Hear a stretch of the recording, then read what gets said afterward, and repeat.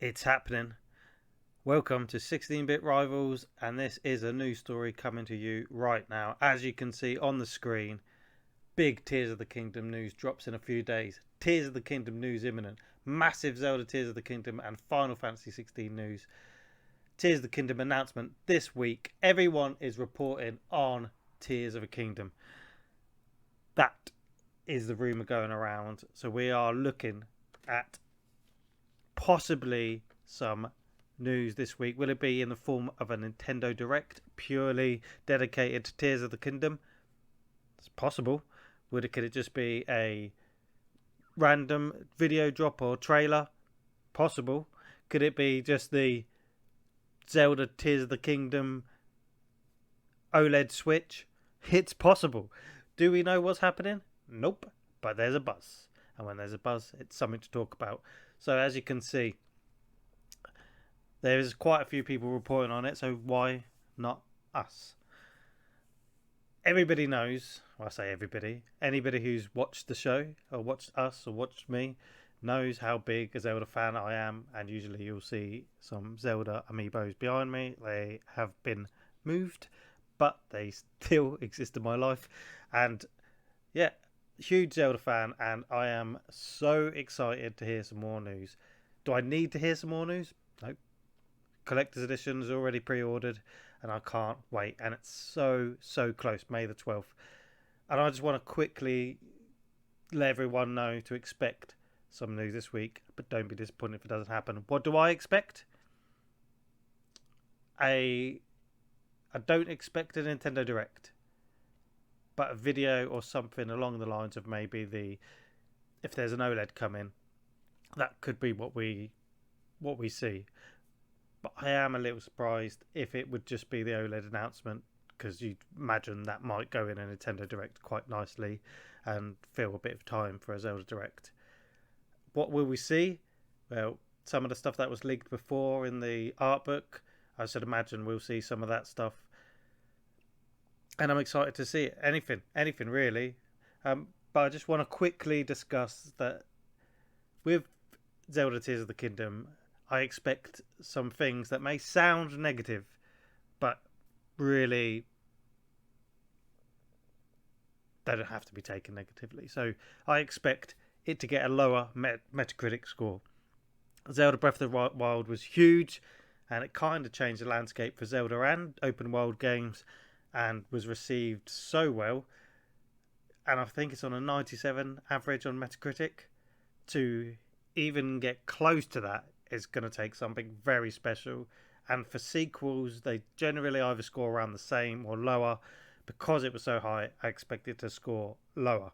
Secondly, I expect that the people are going to be harsher on the graphics, because all the talk is that the Nintendo Switch isn't powerful enough, and we're getting tired of the people are more critical of the visuals, and performance issues and anything like that. So I still think that's going to come into the narrative of when it releases.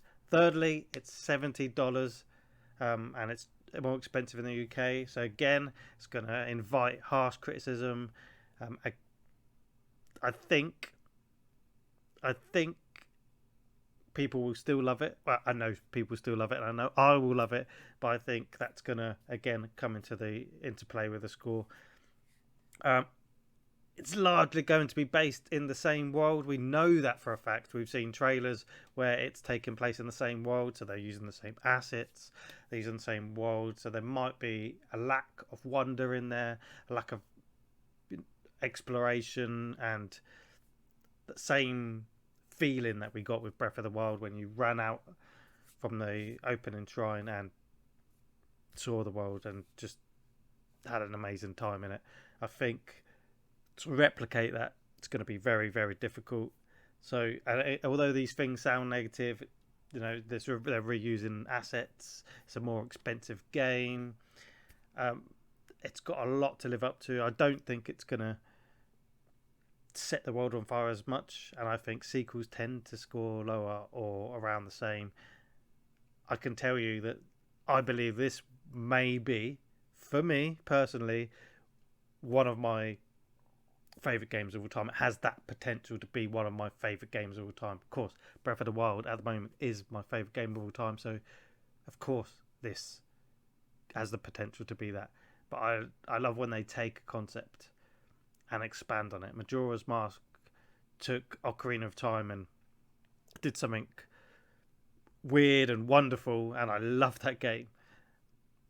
Again, some people didn't like it because it went a different direction, and that could play into the Tears of the Kingdom. Again, people might not like it if it doesn't go, if it goes in a different direction. But I want to see some of the best music in any video games. I want to see Zelda hitting those highs again. There was a lack of music in Breath of the Wild. What was there was fantastic, but the overworld had more of a somber, fitting melodies. They did have, obviously, there's more ambient sound and less music, which is fine.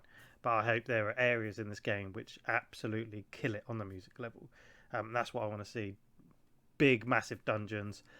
Big, the one big thing that I want to see on top of the music, the dungeons, some unique ideas we can see with the the time manipulation and all of that stuff, is some really unique bosses. And they had some in Breath of the Wild, but the main sort of dungeon bosses were like the shrine bosses, which they all had a similar feel and weren't wholly unique. Obviously Ganon sprites, but I look forward to hopefully seeing some really brilliantly designed, expertly woven, I'm even stumbling on my words, but you know what I mean. Some great bosses.